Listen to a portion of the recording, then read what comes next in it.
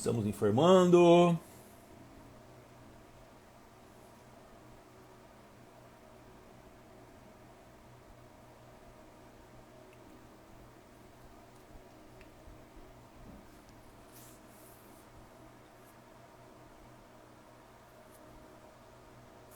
E aí, pessoal, boa noite. Tudo bem? Sejam todos bem-vindos a mais uma live Federação Brasileira de Veículos Antigos. Suga, tudo bem? Hoje, quinta-feira, dia 15 de abril de 2021. Seguimos aqui em quarentena. Fala, Roberto, tudo bem? Começa a dar um oi pro pessoal que tá chegando aqui.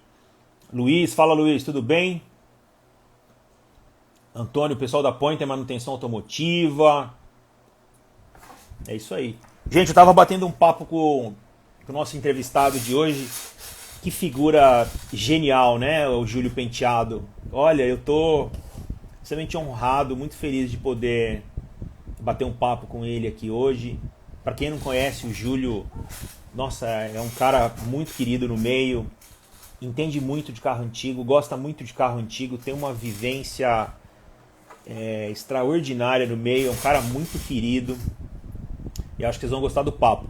Ó, o Mazocato, tudo bem? Leandro, Tilman. Boa noite, Tilman, pessoal do 10 Garagem. Cara Antigos, o pessoal tá chegando. Ótimas lives. Obrigado, Provenzano. A gente tá tentando fazer aqui com muito carinho. É isso aí. Júlio Penteado foi parceiro nas apresentações de premiação do Encontro Paulista de Autos Antigos antes, exatamente, eu estava conversando isso com ele. Vários growlers, olha lá, ó. Tá difícil de encher, viu, ô Chico? Tá difícil essa situação. Doutor Altair, boa noite, presidente, tudo bem? É isso aí, boa noite, pessoal tá chegando. Julinho fora de série, ó, o Vinícius. Gente, quem não conhece ainda o Vinícius é o cara que articula tudo na Federação Brasileira. Ele, junto com o Guilherme Majeste, são os dois responsáveis por praticamente tudo que acontece nos bastidores da Federação Brasileira. Oi, Nilson, tudo bem? Vamos bater papo, vamos falar de você hoje aqui, viu, Nilson? Falar bem, fica tranquilo, tá?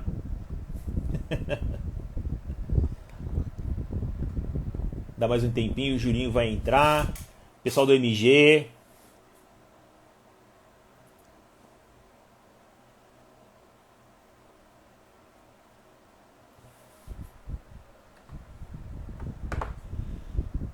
E é isso aí. Pessoal do Acervo, boa noite. Márcio. Ó, gostei desse participante, Fiat Spider 124. Bacana. Não, olha, federação sem Guilherme e sem Penteado Júlio, beleza. Federação Brasileira sem Guilherme Majeste e sem Vinícius não funciona. Mas não funciona mesmo.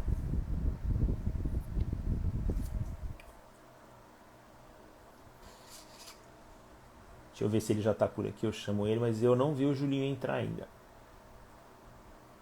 Gente, ó, aproveitando, vamos aproveitar aqui. Eu gostaria que vocês sugerissem nomes, pessoas, personalidades, né? Pra gente bater um papo aqui. O nosso bate-papo aqui, nessas lives comigo, é um bate-papo mesmo, uma coisa totalmente despretensiosa, sem questão técnica nenhuma, nem nada disso. É mais bater um papo, né? Um bate-papo mesmo, com um personagem do meio, com uma pessoa conhecida, com alguém que faz bastante tempo que tá no meio, entendeu? Pra gente trazer aqui histórias e causos e situações, né? Que a gente já viveu aí no antigo Mobius. Ó, o Julinho chegou, deixa eu acenar pra ele. Julinho agora pede para participar. Augusto Mosca, boa noite. Christian Lovato, boa noite. Penteado Júlio, tá aqui, ó. Enviar solicitação. Lá vem ele.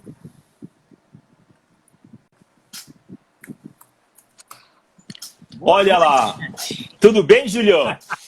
Muito bom. E vocês, como é que estão? Estão me ouvindo bem? Tô te ouvindo bem, tá me vendo bem, tá tudo certinho a imagem aí? Ótimo, gente. Tá muito bom. É isso aí, o Está Pagoto chegou. O pessoal tá chegando aí, viu, Julinho? muito Ó, bem. Emanuel chegou, acabei de ver ele aqui, ó, Fábio Pagoto chegou, o Suga tá aí, o Altair tá aí. O pessoal tá São todos chegando. professores, então não tenho muito o que falar, não, hein? Olha, eu vou me arriscar aqui, que Ricardinho Prado, ó, Ricardinho, Ricardinho, eu vou me arriscar aqui a dizer que são todos seus alunos. não, São absolutamente. todos seus alunos. Esse pessoal, quando começou, tinha 8 anos. Eu ia lá de mão dada com o Suga me levava para O essas Suga te discussões. levava, o Suga é Eu tinha terrível. 7 anos, Bom, entendeu? eu não estava nesse plano ainda, então, nessa contagem, eu não estava nesse plano. Julinho, e aí, tudo bem? Boa noite. Seja Muito boa noite. bem-vindo às lives da Federação Brasileira de Veículos Antigos. Um prazer enorme poder bater esse papo com você. Eu estou realmente muito feliz porque eu estou conversando com um cara que eu sempre admirei. Eu já te falei isso mais de uma vez, vou reiterar aqui. É um prazer bater esse papo aqui com você. É uma Obrigado por honra ter Isso é aceito aqui o uma convite da honra para mim. Federação. Eu estar aqui hoje, estou até paramentado aqui Ó, com tô as vendo vestes você da aí federação. É Não isso sei se dá aí. para ver na câmera que eu estou Federado, federado, então com o uniforme da devidamente. federação. Isso é uma honra para mim, porque a federação é um dos ápices desse movimento todo que começou muitos anos atrás e a Sim. federação é um marco muito importante, é uma ordenação de todo esse movimento que existiu, que existe Existe.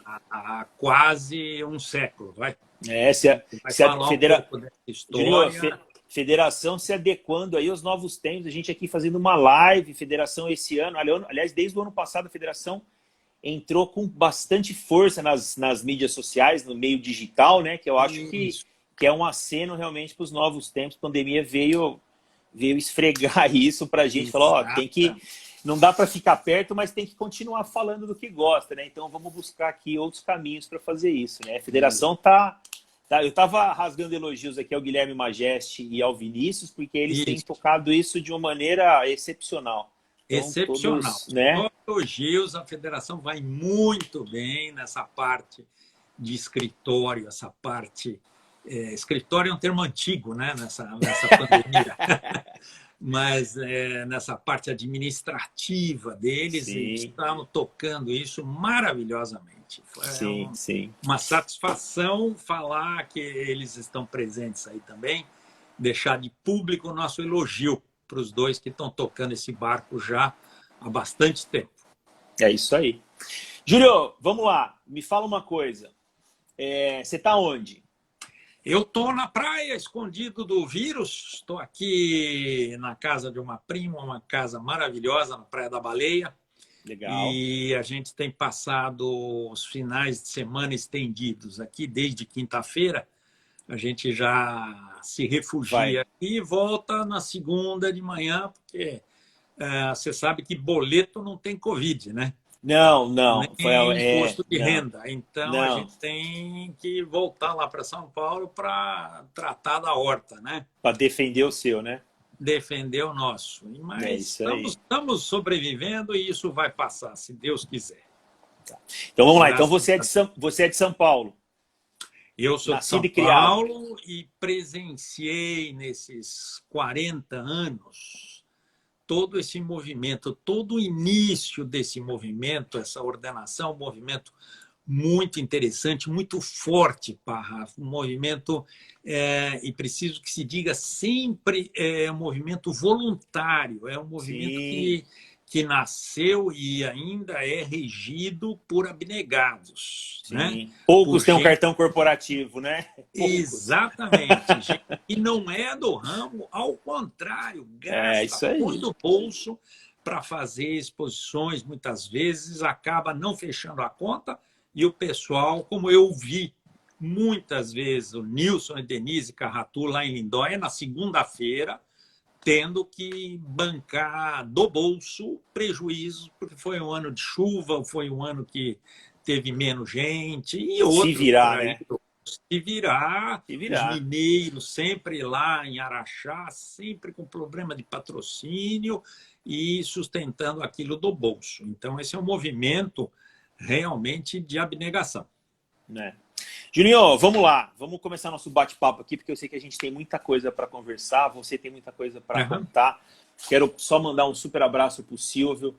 Silvio, um abração para você. Esteja bem aí. Deixa eu ver quem mais chegou por aqui para a gente mandar os nossos últimos abraços. Depois a gente volta disso. O Antônio Dora chegou, o Pagotão já está aí. O Pagotão também é outro professor que eu tenho. Você está lendo? Você consegue? Você está conseguindo ler os comentários aí? Tô sim. Legal, sim. legal. Eu Seguinte. mal, mas enxergo. O Emanuel mandando um abraço, abração também. Tô vendo. O Emanuel, gente finíssima. Isso, grande. Vamos lá. Todos aqui. A gente sempre começa nosso bate-papo aqui. Eu pergunto para os nossos entrevistados em que momento da sua vida que você descobriu que tinha gasolina com ferrugem correndo nas veias. Em que momentos você se descobriu um antigo mobilista? Né? Como é que foi assim, a sua ligação, seu primeiro carro antigo? Se é uma coisa que veio de família ou é uma coisa sua que não tinha na sua família? Então a gente sempre começa o nosso bate-papo aqui, Julinho, com essa pergunta que eu acho que é para saber, para o pessoal entender de onde você veio, né? Então, isso. Agora é contigo.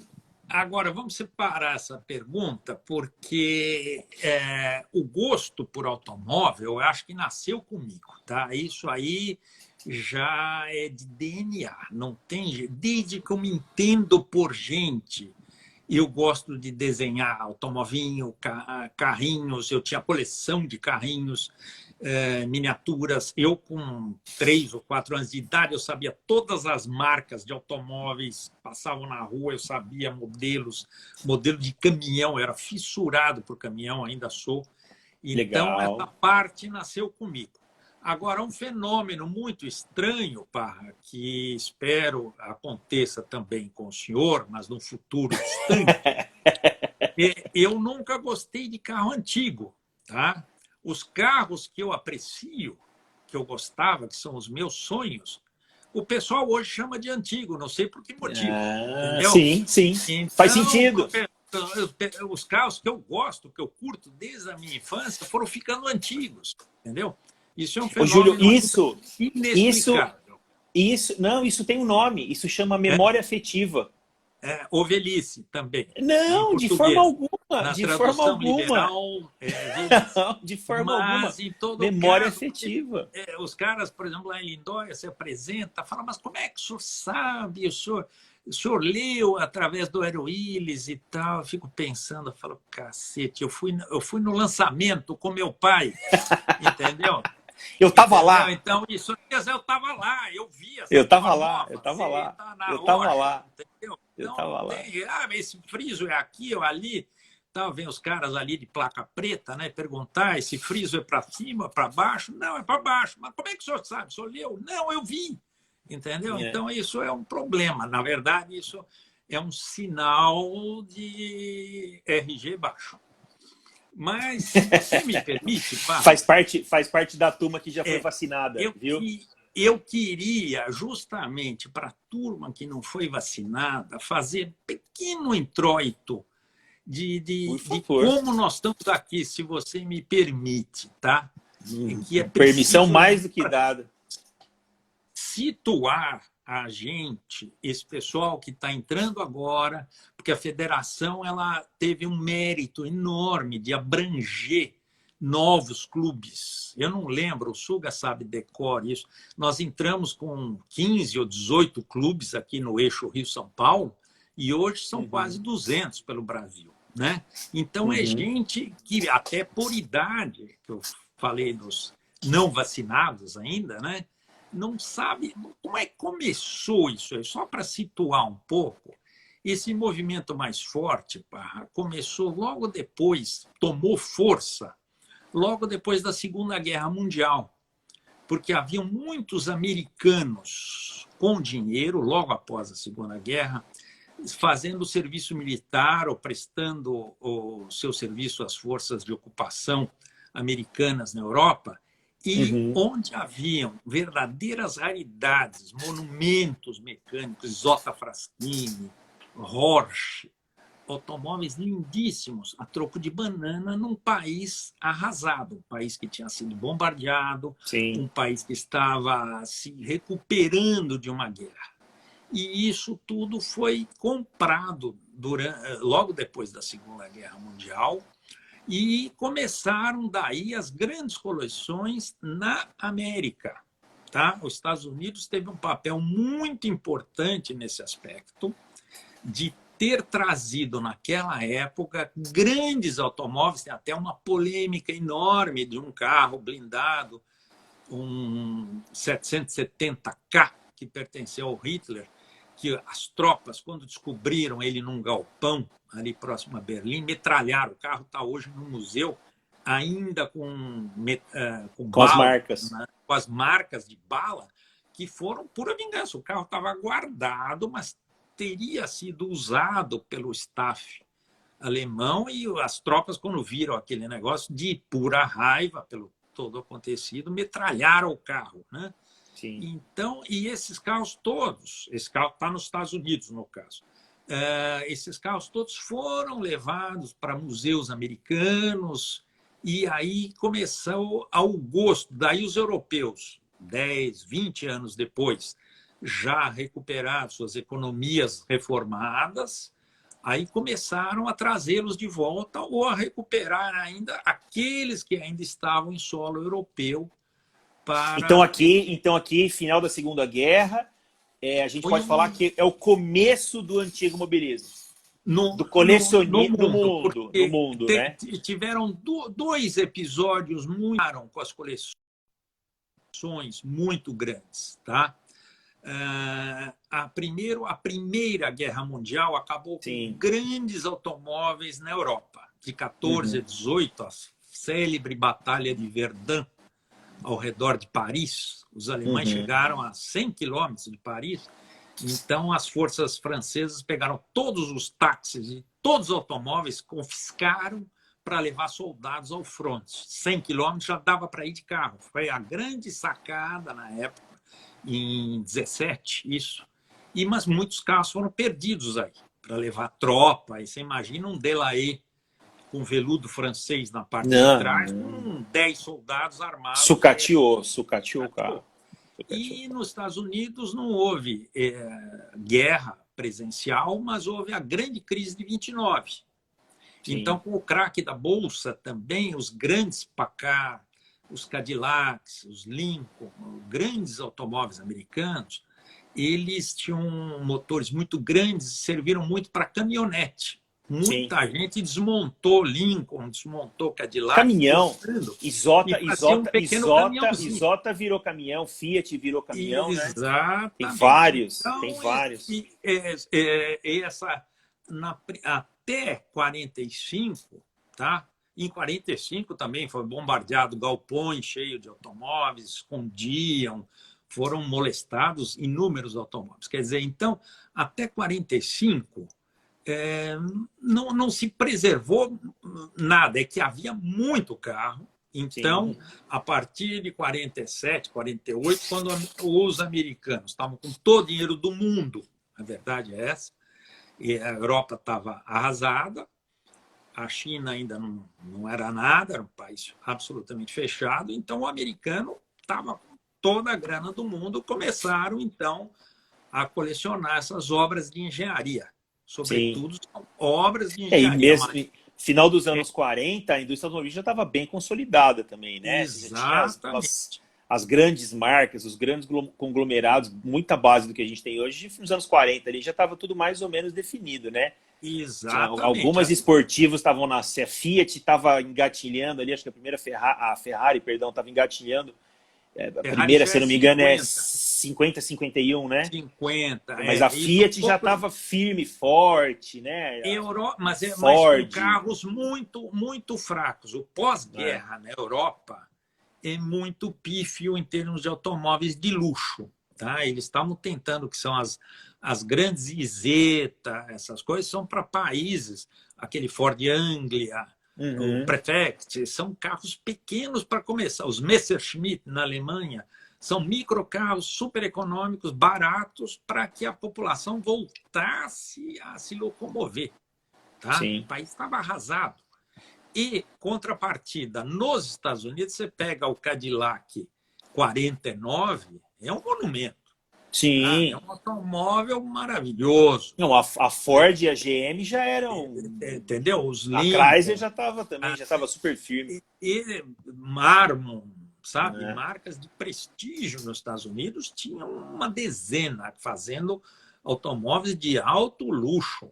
Depois de Sim. 47, 48, com inovações tecnológicas aprendidas na guerra. Então, Sim. isso era um marco interessante que só para nortear o pessoal que está chegando agora. Isso é um movimento que começou praticamente há 80 anos atrás. E no Brasil, Julinho, que hora que isso chegou? Como é que foi? Já que a gente está na... Meu, uma hora vai ser pouco. A gente está na Segunda Guerra lá nos Estados Unidos. Beleza, o movimento começou ali, a Europa craquelada. Ó, o Gui Marques chegou aí. O Gui, se você souber de alguma coisa, ajuda a gente aí, que eu sei que você entende dessas coisas também. A gente tá lá naquele momento, tal, Estados Unidos acontecendo, Europa de joelho tentando levantar, Japão e China fora do jogo ainda. E no Brasil, como é que foi isso aqui? E no Brasil Porque a gente participou da Segunda Guerra de uma maneira como coadjuvante, todo mundo sabe da história, aquela coisa toda, né? O impacto aqui teve, mas obviamente foi menos sentido. E Sim. tinha carrão nessa época aqui? Tinha. Os barões do café aqui de São Paulo tinham uma meia dúzia, principalmente de carros italianos, tá?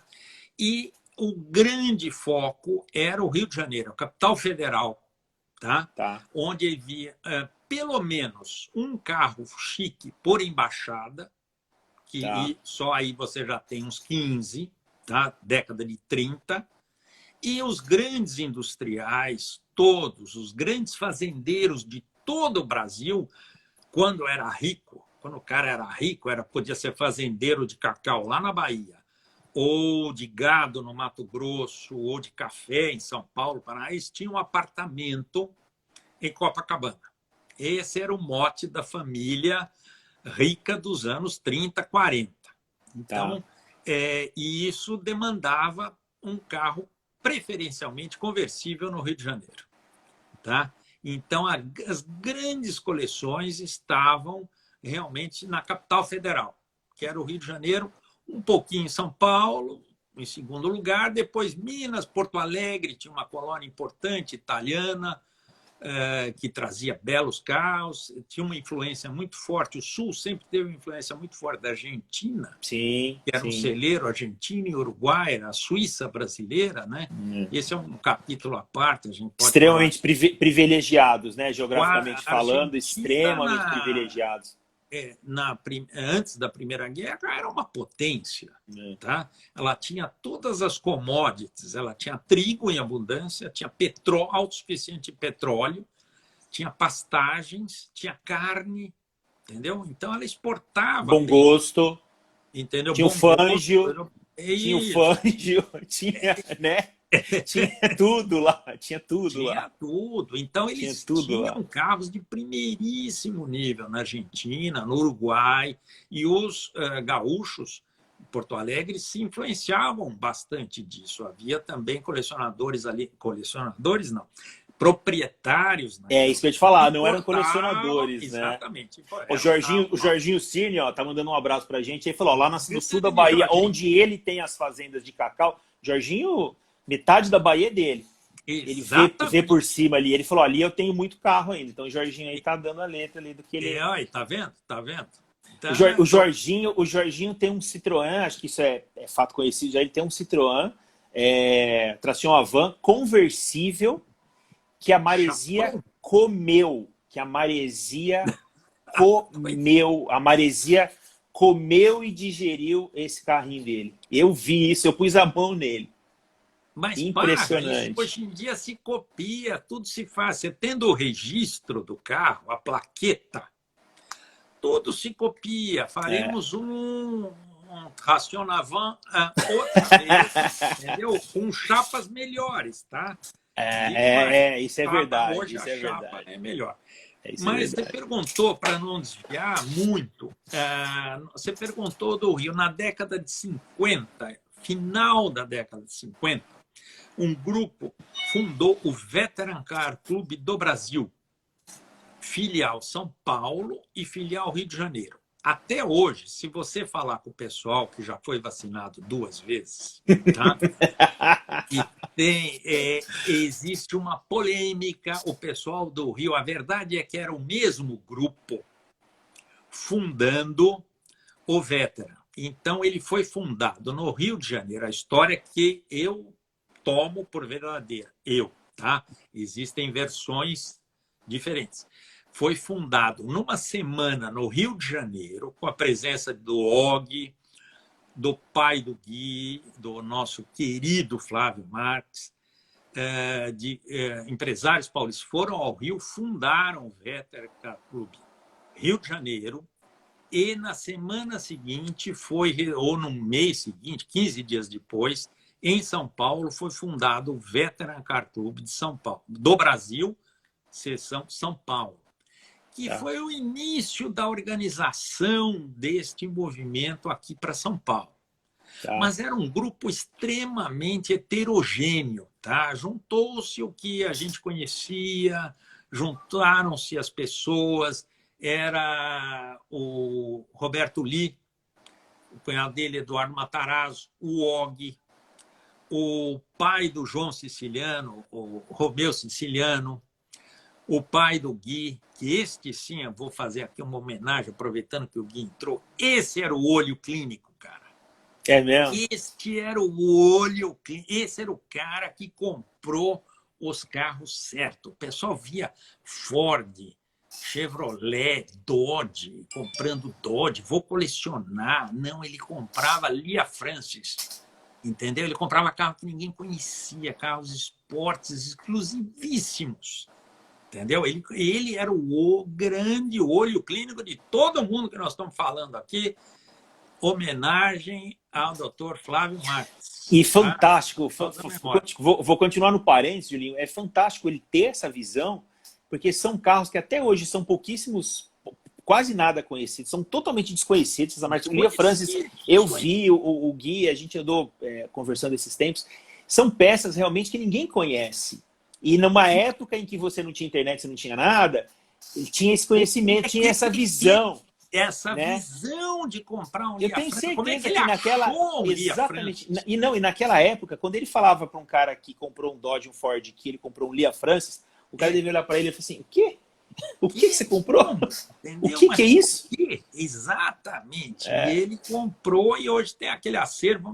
Já mandou coisa para fora, já venderam muito e ainda tem um acervo. E o mais bonito, nós estamos falando do Lia Francis, porque ele está sendo restaurado por um rapaz de 22 anos, que é muito mais novo, o Marquinho Pigozzi, que é um amante de carro antigo, e comprou o Lia Francis do Maurício Marques e está pondo abaixo, está restaurando, está falando com a França, já enfiou com a Inglaterra, já ficou sócio do clube lá, mandam informações, trocam informações. Então, você vê que... É muito legal, né? Ele é muito mais jovem do que o carro. Ah, tá? sim. Ele está restaurando um carro que não é da época dele, mas é uma peça de engenharia. Entendeu?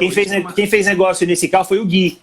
Não foi o Mal, foi o Guilherme. Foi o Gui que fez negócio nesse carro. Então, ele deu até um puxão de orelha aqui. Em família, tá. Marques Collection, exatamente.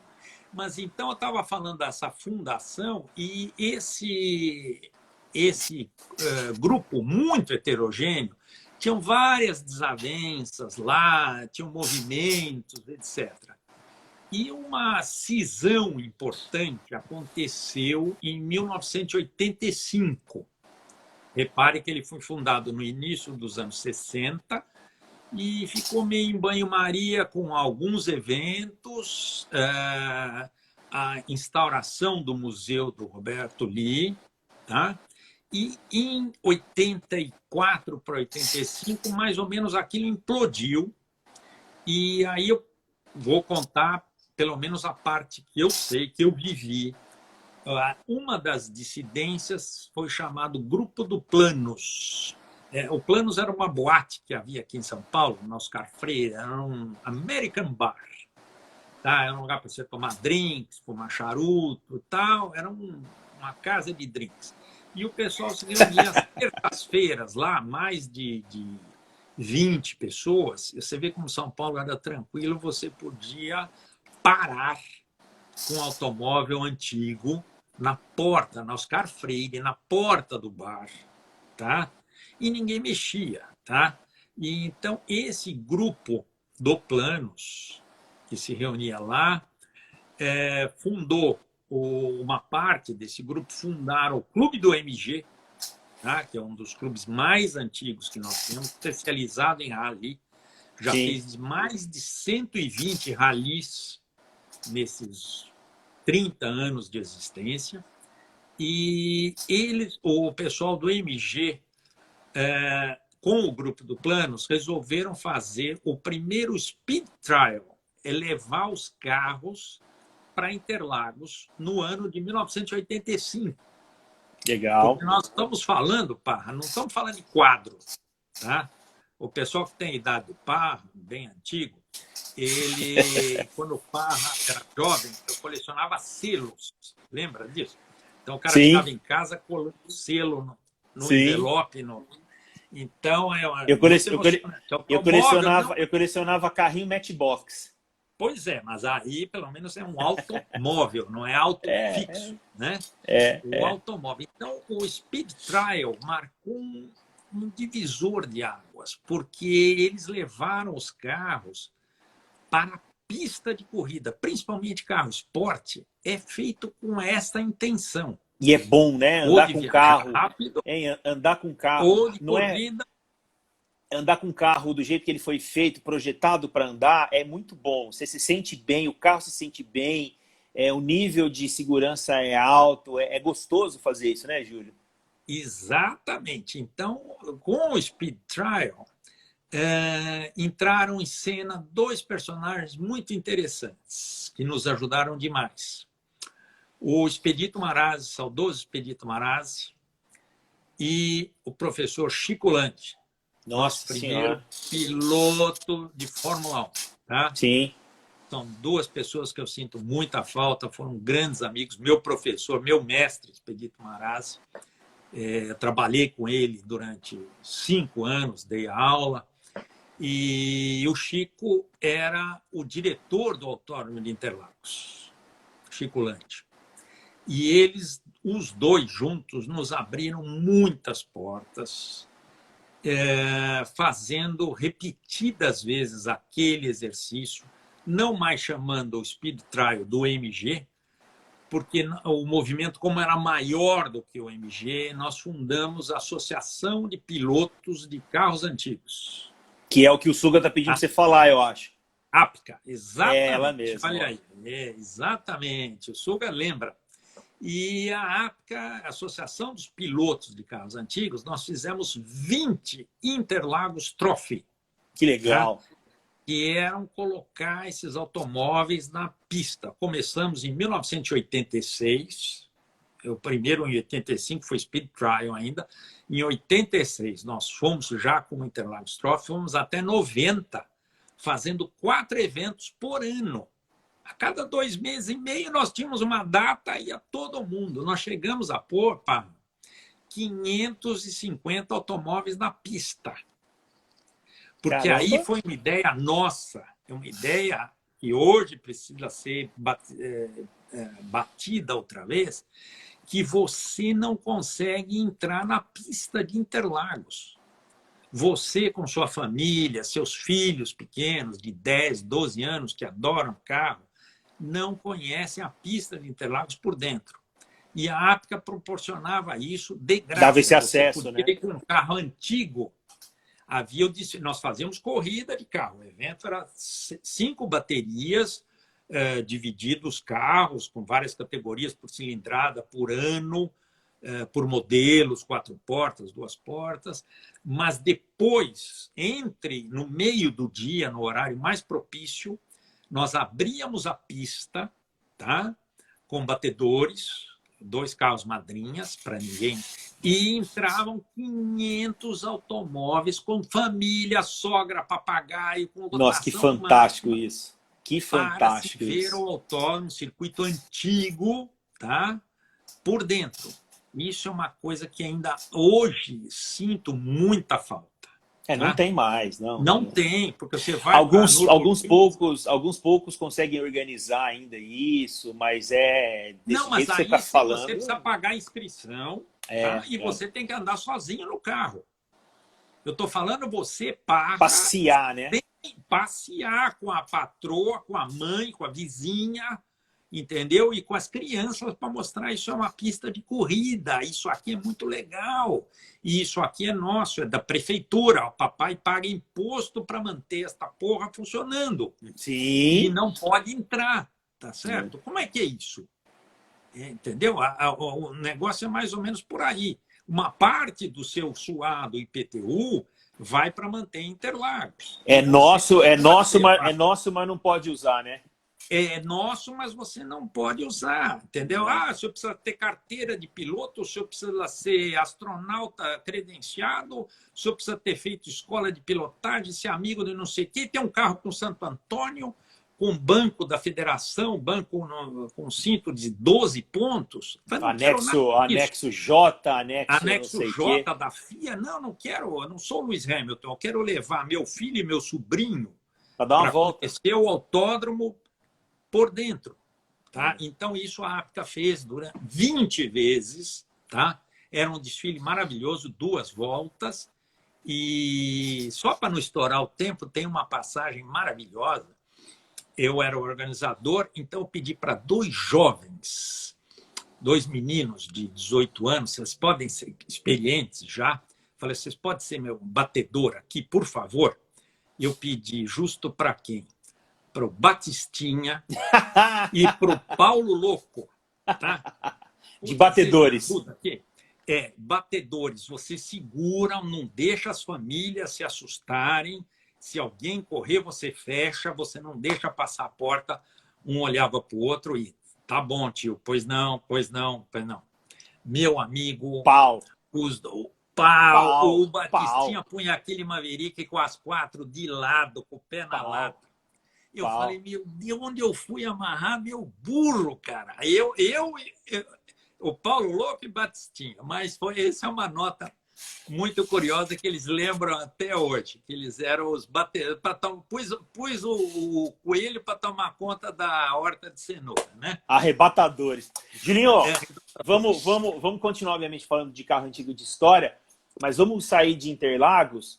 Sim. E vamos para Águas de Lindóia, vamos ali para o Encontro Paulista, vamos falar um pouco do surgimento desse movimento também, que eu acho que foi super importante também, né? Assim, os grandes importante. Eventos, né? Eu acho que ali nos anos 80 começou um movimento, né, de organização dos clubes, como você disse, Rio de Janeiro, São Paulo, e aí as pessoas começaram a se organizar em clubes, né? E dali para criar Minas Gerais veio primeiro, o encontro de Araxá. Dali para fazer evento foi um passo, foi um pulinho, né?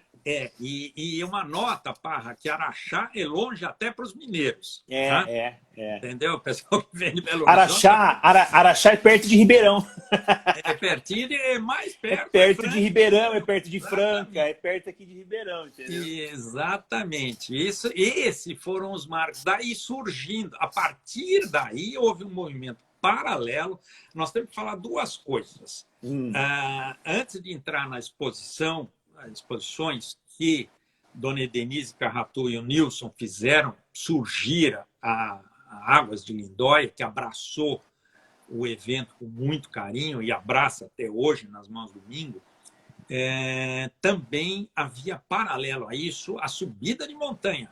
Sim. Não era do seu tempo, mas o Eduardo Pessoa de Mello, do DKV Auto Union Clube, ele fazia sozinho, ele fez 25 provas durante 25 anos consecutivos da subida de montanha no Pico do Jaraguá. Legal Tá? demais, hein? Muito importante, brigando também com o DNR. Ele falava, ele levava presente lá para o pessoal, era uma senhora que era encarregada, ele levava mimos lá para ela, vestidos, depois levava a garrafa de uísque lá para o subalterno.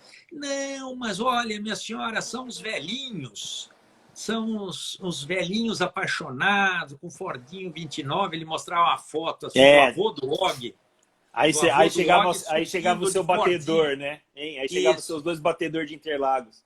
o Fordinho modelo T subindo nos Alpes ali com uma dificuldade danada, 40 HP, e no dia lá aparecia toda a sorte de bólidos Ferraris antigas, Porsche, eu fui com Pantera, De Tomás Pantera, 400 cavalos, enfim, e o Eduardo manteve esse evento durante 25 anos praticamente sozinho.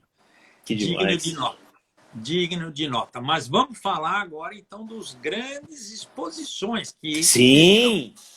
E nós não podemos esquecer também de um elo, que isso é uma corrente, né? Nós estamos falando dos elos principais. O nosso sambódromo também, que manteve Sim! uma corrente entre Araxá e Lindóia, para você não dispersar aquele coisa. Toda semana você batia o cartão lá no sambódromo. Ou pelo O menos evento, o evento, o evento do Sambódromo na segunda metade dos anos 2000 era uma coisa assim inexplicável. É difícil de explicar hoje para quem não presenciou aquilo, né? Era uma Exato. coisa, a quantidade de carros, a qualidade de carros, a diversidade de carros e de pessoas, peças, tudo.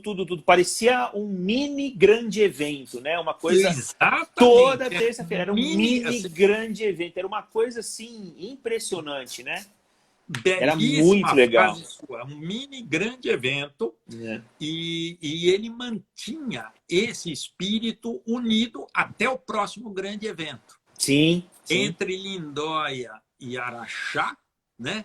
Haviam pequenas exposições de clube, vários passeios, clube do Chevrolet também, nós não podemos deixar de mencionar isso. Imagina, o clube do né? Chevrolet é um dos mais antigos, super atuante, sempre primou por passeios, gincanas, o pessoal fazia muitos almoços e daí ganhou a sede própria, né? Porque o primeiro clube a ter uma sede própria, e fazia aquele restaurante lá de cima, uma coisa maravilhosa, aquela pizza lá que eles faziam toda terça-feira à noite, e então digno de nota também.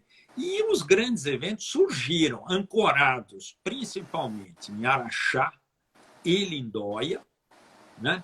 E surgiram fazendo esse movimento ficar perene. O ano inteiro você tinha onde ir com o seu carro. Sim. Né? E isso é muito importante.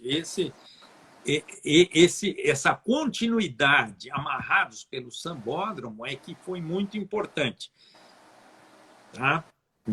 Julinho, me fala uma coisa. A gente estava batendo um papo antes da gente começar a nossa live aqui, e eu falei, pô, Júlio, você é a voz, né, do carro antigo. Eu tenho isso na minha memória de participar de carros antigos. Você e o Suga fazendo a apresentação, né, dos premiados ali no Encontro Paulista em Águas de Lindóia. E aí você disse para mim que começou antes, que quem te convidou foi o Suga. Como é que foi essa história? Em que momento que você pegou o microfone na mão? Que eu acho que, todo mundo que está assistindo a gente aqui, está acompanhando, já teve o prazer de ver uma apresentação, né, uma premiação feita pelo Suga e pelo Julinho Penteado. Eu cheguei a ouvir mais de uma vez algumas pessoas falando assim, realmente é o ponto alto do evento, é a premiação, porque além da gente estar aqui num ambiente super legal, vendo esses carros maravilhosos, é uma aula, assim, é uma coisa sensacional, bondade, né? Imagina. É o seguinte, no segundo encontro de Lindóia, o nosso querido amigo Cláudio Borrego e o Roberto Suga me procuraram e pediram para eu dar alguns apartes na premiação. Não era para apresentar, era para ficar no backstage ali e dar alguns apartes. Já no segundo, o primeiro encontro paulista foi nas Águas de São Pedro, na Estância de Águas de São Pedro. O segundo já foi em Lindóia, que a Denise e o Nilson tinham a ideia de fazer esse evento itinerante pelo interior de São Paulo. Existem várias localidades que poderiam abrigar um evento daquele tamanho do primeiro, não dos últimos, tá? Então, quando chegou em Lindóia, a Prefeitura de Águas de Lindóia, que eles sempre me corrigem, não é Lindóia, é Águas de Lindóia. Lindóia é uma antes. É uma antes. Águas de Lindóia, a Prefeitura encampou a ideia, achou a ideia brilhante, achou a ideia maravilhosa, trouxe turista, trouxe movimento à cidade, trouxe... para você ter uma ideia, hoje, na Mão Domingo, aquilo é mais importante que o Carnaval de Lindóia. Tá? Aquilo realmente movimenta o turismo de Águas de Lindóia. Tá? E de toda a região. O Songa, quando fez... O Songa teve um ano que ele fez assessoria de imprensa lá para a Denise e para o Nilson. E aí ele fez todo o levantamento, números e aquela coisa de público, aquela coisa toda. Segundo maior evento aberto do estado de São Paulo, na época perdia só para virada cultural. Porque a gente não pode se esquecer que aquele é um evento aberto, ninguém paga absolutamente nada para ir lá, né? É um evento gratuito, a visitação não custa nenhum único centavo, né? É um evento aberto, né? Importante para isso aí é o que nós estávamos falando de Interlagos, que você ia lá de modo gratuito para dar uma volta na pista, 2 voltas na pista, com a sua família, no seu carro de uso. Tá? Isso é muito importante. E Lindóia é a mesma coisa, você não paga nada. Tá? É um evento aberto para você tomar uma aula de história. Sim, tá? sim. O automóvel, ele é a revolução industrial chegando na sua casa. Ele é a ponta do público, a ponta que chegou ao público da Revolução Industrial. Que você não participa do processo de envasar cerveja, vamos dizer, automaticamente, ou de qualquer outro processo industrial. Isso para nós está distante. Você vai à prateleira do supermercado e já pega o produto pronto. Mas eu acho que o automóvel, Julinho, ele vai além disso. O automóvel, você tem aquilo que a gente está falando da memória afetiva. Eu acredito demais nisso. É o carro, por exemplo, quando você senta dentro do carro, você fala assim, nossa, eu ia para a escola nesse carro, eu conheci minha esposa nesse carro, minha filha, quando nasceu, eu levei para andar nesse carro. Ninguém tem foto abraçada em geladeira. Eu não conheço ninguém que tenha uma foto com uma geladeira GE do lado, assim, ó. Entendeu? Batedeira. Entendeu? Um secador um fogão, aquele que tinha a abinha do lado. São coisas de época que a gente também, né, lembra, mas o carro, é estranho até falar isso, mas a gente consegue nutrir sentimentos por ele, né? A gente tem uma ligação com o carro, né? A gente parece que está perdendo alguma coisa. Tanto que tem gente, muitos casos, acho que todo mundo que deve conhecer no mínimo um exemplo disso, de um carro que está lá numa garagem, jogado, abandonado, o carro está acabado, o carro não tem mais nada. Aí você vai lá conversar com o proprietário, um senhorzinho, uma senhorzinha, vende. Não, esse carro é meu, esse carro, aí tem... Veio do meu tio, esse carro foi do meu pai. Porque esse carro, meu pai tirou 0, e o carro tá lá, o carro já tá morto, já desencarnou, né? E a pessoa tem lá todo esse sentimento, essa coisa, né? Exatamente. Ele é o maior aglutinador de paixões no século XX. Isso não tenha dúvida, tá? Toda a mobilidade urbana e mesmo do país, intercidades, etc., foi moldado pelo automóvel. As economias que dominavam a indústria automobilística prosperaram. O petróleo passou até as guerras do petróleo. Não teriam havido se não fosse pelo advento do automóvel, né? O petróleo passou a ser uma commodity importantíssima graças automóvel. O automóvel virou símbolo de status, virou a grande paixão da família. Sim. Faz uma parte enorme no orçamento familiar, tá? No século XX. As Sim. famílias punham, era o cartão de visita. Então, você comprava, principalmente nos Estados Unidos, o melhor carro que você conseguia mostrar que você chegou lá, que você é bem sucedido, tá? Que você conseguiu um lugar ao sol, então você tem lá um Cadillac. O Sérgio Massa está falando que o carro é a extensão, né, dos pés da mão. Eu lembro muito de uma frase do Mahar, né? O Mahar era um poeta da gasolina, né? Ele uma vez tem um vídeo, o Songa também bateu um papo com ele, fez lá meio que uma entrevista com ele, e ele falou que o carro antigo, que o automóvel, não falou carro antigo, falou que o automóvel te levou do lado de lá da colina, te levou do lado de lá da montanha, e dali é outra vida. Né? É um horizonte que se abre assim, de uma maneira gigantesca, né, Júlio? Porque, esse papel, sem dúvida, coube ao Ford modelo T. Sim. Tá? Porque antes do Ford modelo T, o americano médio, o europeu médio, tinha charrete. Tá? Com o advento, a grande sacada, que dizem que ele copiou de um açougue, né? Que o açougue entra o boi, vai fatiando, vai tirando as partes do boi, e é uma linha de montagem. O estripador lá, o cara do frigorífico, ele fica parado e o boi vem andando preso para aqueles ganchos. Então, ele intuiu a linha de montagem, dizem, né, deste fato. E ele conseguiu baratear, produzir um automóvel eficiente, barato e confiável. Você podia, então você descobria algo, porque de charrete, gente, a fazenda do lado era o limite. Ô, Júlio, eu acho que às vezes quando a gente fala isso, e quando eu falo isso, eu fico realmente, eu falo de uma maneira muito incisiva, porque as pessoas, eu acho que elas não conseguem entender que antes do Ford, o Ford inteiro, eu acho que quem gosta de carro antigo e nunca andou pelo menos um Ford A, tá faltando, vai por mim.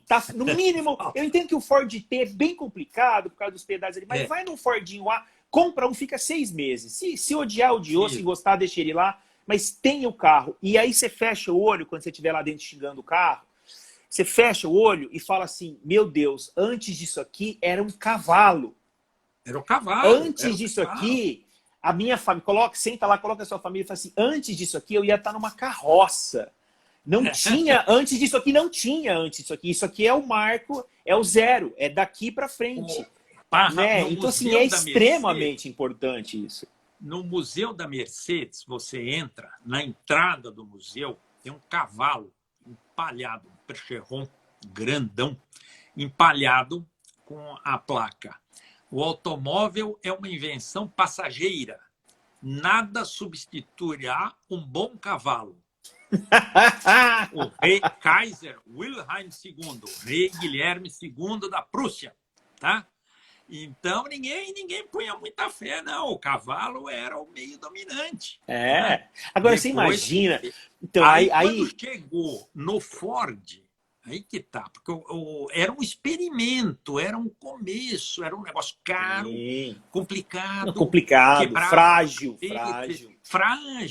e tal. De repente, o Ford conseguiu um carro ao alcance do bolso do americano médio, barato, até financiado. Que foi ficando cada vez mais barato, né?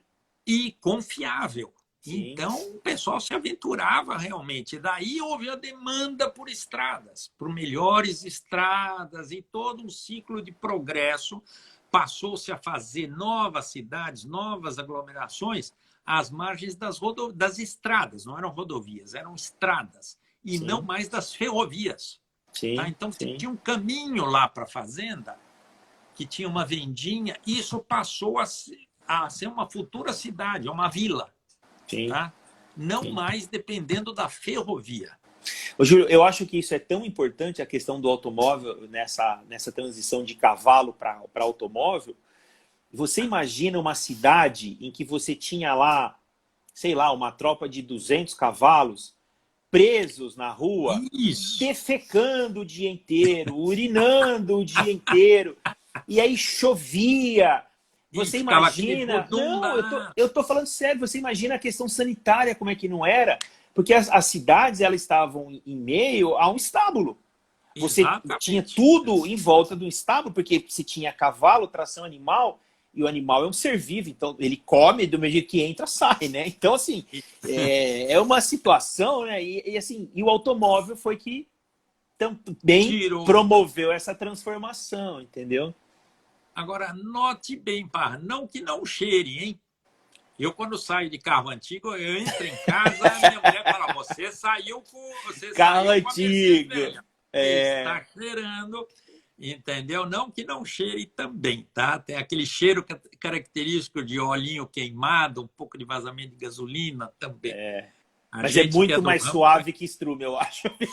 Bom, com certeza. Muito mais, né? Com certeza. Puxa vida. Cara, faltam 6 minutos para encerrar a nossa live. Eu vou continuar, eu vou pedir para você falar um pouquinho de você agora. Seu primeiro carro. Eu vou tentar, enquanto você fala, a minha imagem vai subir um pouquinho, que eu vou tentar buscar uma foto que eu encontrei aqui muito bacana. Então eu queria que você falasse um pouquinho de você. Posso só fazer um pedido? Eu falo de mim sem problema, mas eu queria deixar todo mundo que está ouvindo que nós passamos para 2 anos de chumbo.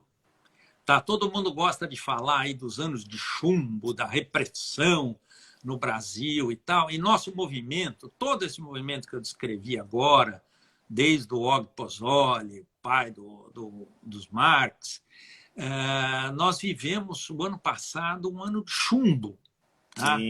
Um ano de repressão. E eu quero pedir para todos que estão nos ouvindo que estejam prontinhos, por favor, prontos e animados, tá? Com a barata lustrosa, porque esta porra vai acabar em breve. Isso aí. É isso aí. É isso não aí. Desanime. Em breve nós estaremos todos reunidos lá com o Dr. Mingo em Lindóia, com 100 mil pessoas outra vez. Pelo menos, se Deus quiser. Isso que eu queria pedir para vocês. Não desanimem, estejam prontos, que nós contamos, Federação conta com vocês, o Parra conta com vocês, Roberto Suga, com a hora que começar isso, nós precisamos de todos, tá bom? Sim, mas eu acho que todo mundo com quem a gente conversa, tá todo mundo muito ansioso, né? Tá todo mundo muito cauteloso e tá todo mundo muito ansioso para retomar. Eu acho que tá todo mundo assim, Júlio. Imagina um pit stop. Eu acho que a gente está passando por um grande pit stop, sabe? Mas a coisa tá rolando, a equipe tá pronta, os mecânicos, tá todo mundo ali, sabe? Tá todo mundo ali. Eu conto aí com todo mundo para começar outra vez, tá bom, Parra? Vamos manter essa galera funcionando. Vão, se depender de mim, é choque todo dia. O que você precisa saber da minha augusta pessoa? Júlio, nós temos 4 minutos. Eu vou me despedir aqui já de todo mundo. Mandar um beijo para todo mundo, mandar um beijão para você, te agradecer mais uma vez pelo papo. Vou te passar a palavra mais uma vez. Fala um pouco de você. Fala, sou o Júlio Penteado. Meu primeiro carro foi tal, meu primeiro evento foi tal, faz um resumo para o pessoal tentar entender de onde veio tanto saber, tanto conhecimento, uma figura tão bacana que é você. Isso é apaixonadíssimo por carro, nasci assim, não tem explicação plausível, por mais que eu procure, eu precisaria de um psiquiatra durante 8 sessões semanais para buscar as origens desta paixão que vem desde a maternidade, tá? Sobre carros. Eu comecei minha vida tentando correr de carro. Eu queria ser piloto, na verdade. Piloto, legal. Preparador de carro, preparador de mecânico. Sou apaixonado por motores fortes. E hoje em dia, com o trânsito, a gente acaba nem usando. Então, os motores muito fortes, muito embaralhados, saíram de moda. Eu, pelo menos, não tenho mais.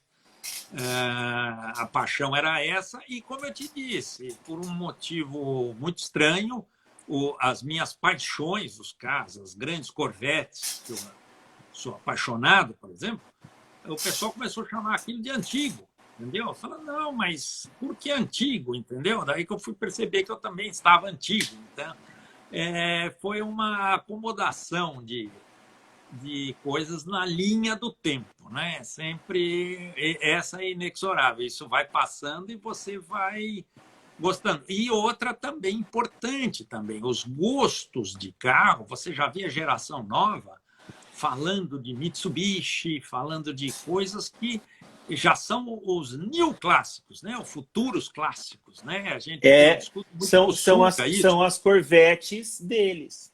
Exatamente. Eu falo muito com o Suga isso. A gente discute a classificação dos novos automóveis da década de 80, 90, né? Que para muita gente hoje, para muitos, vou chamar de garotos, mas não são garotos, muito jovens, né? Aquilo tem uma importância. O cara hoje está com 30 e pouco, já se formou, está trabalhando, ganhou dinheiro, ele vai comprar o carro que ele gostava quando tinha 15, que é o que nós fizemos todos. Sim, sim. Entendeu? Desde o Og Pozzoli, eu e os futuros compram aqueles carros que foram importantes na sua juventude. É isso aí. Tá certo, doutor? Tá Espero certo. ter contribuído, agradeço Mas demais, muito o seu demais. pedido, Pessoal tá pedindo aí uma fase 2, uma segunda parte do nosso bate-papo. Eu vou passar a bola para o Vinícius. Eu tenho certeza que ele, em momento oportuno, a gente... É isso aí. Vamos encontrar a agenda, vamos fazer esse bate-papo. Foi muito legal. Gente, boa noite a todos. Até a próxima. Julinho, mais um beijão no seu coração. Fiquem todos bem, fiquem em paz, se cuidem. E como o Julinho bem disse, vamos todo mundo manter aí a coisa ligada na temperatura certa para quando precisar voltar, a gente voltar a 1000 por hora. E voltar a 1000 por hora. Essa é a ideia. É isso obrigado, aí, Pá. Obrigado boa noite a todos por terem assistido. Boa noite, boa noite, boa noite.